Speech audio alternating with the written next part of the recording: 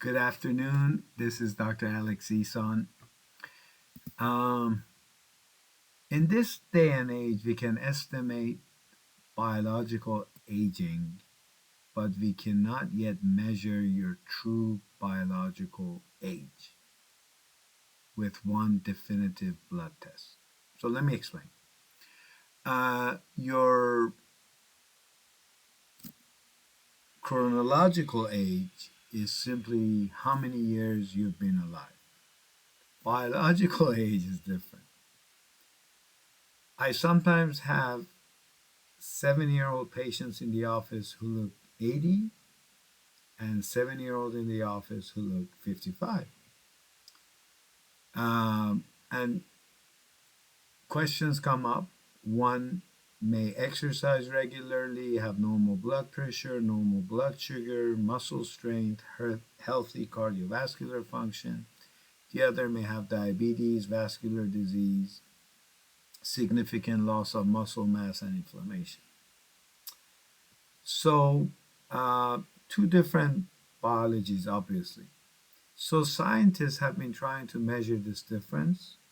One of the most studied approaches is called epigenetic clock. And this is where DNA becomes very interesting. Your DNA sequence basically does not normally change dramatically as you age. But chemical tags that get attached to your DNA can change. One of the best studies that I've read, called DNA methylation, helped me understand this.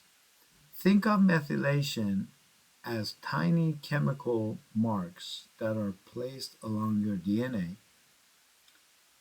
And researchers discovered that patterns of these marks change in surprisingly predictable ways as humans age.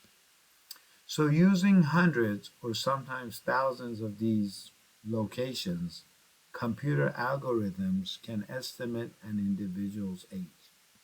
This is called epigenetic clock. Some newer clocks are designed not simply to predict your birthday age, but to estimate your risk of age related disease and physiologic decline and ultimately mortality. And DNA methylation is not the only approach. Researchers are now building aging clocks by using proteins in the blood, metabolites, gene expression, immune markers, as well as what we call ordinary clinical measurements. These approaches are sometimes called proteomics, sometimes are called metabolomics, sometimes they're called multiomics, and ultimately they're all aging clocks. So, could I draw your blood today, put it into a machine, and tell you, John, you are exactly 53.7 biological years old? Not really.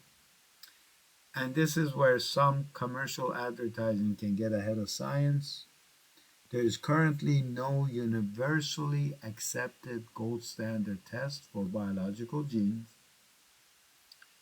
to tell you your age, and different aging clocks measure different aspects of aging. The same person can potentially receive different biological age estimates depending on which algorithm is used. And aging um,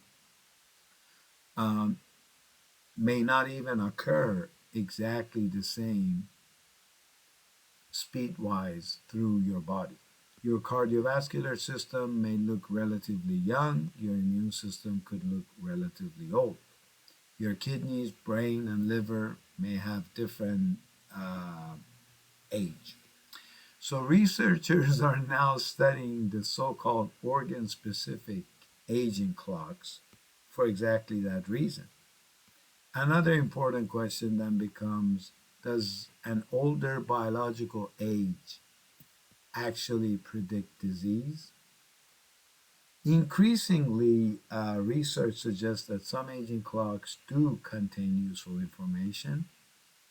Accelerated epigenetic aging has been associated with cardiovascular disease, stroke, uh, being fragile, cancer, and mortality.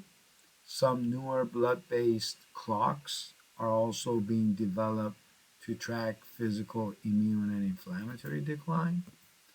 But there is a major difference between something being useful in research and being ready to guide a medical care of an individual patient that I'm going to be seeing. As of 2025, the scientific assessment warned that current epigenetic or current clocks still have important limitations when used to make clinical decisions for individual patients. In other words, a biological age should not automatically determine which medication you take, which cancer screening you receive, or how long you're expected to live. Uh, a biological age is definitely not an expiration date. And if a test tells a 50-year-old that their biological age is 61, it doesn't mean that person all of a sudden lost 11 years. It means that according to the particular mathematical model, certain biomarkers resemble patterns seen on an average in an older population. So, the fascinating question for me is, can you make your biological age younger? Potentially. Some biological aging markers can change. Uh, Getting good sleep, losing weight, not smoking, exercising, having a decent metabolic health, lessening environmental exposure can definitely influence many of the biological processes that these clocks measure. Researchers are actively studying whether lifestyle changes or medications can actually slow biological aging, and whether changes in an aging clock can translate into longer life or fewer disease. But then again, these are simply biomarkers and they're not ready for prime time.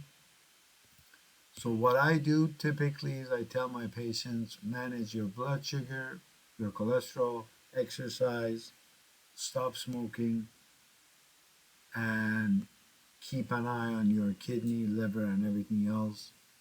And hopefully, you can live as long as the good Lord plans for you to live.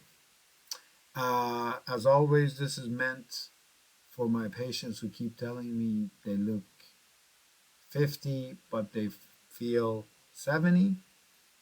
Uh, that's really dependent on a multitude of things. And scientifically speaking, there is not a blood test right now that can determine your biological age. So please stop asking me to order it. God bless.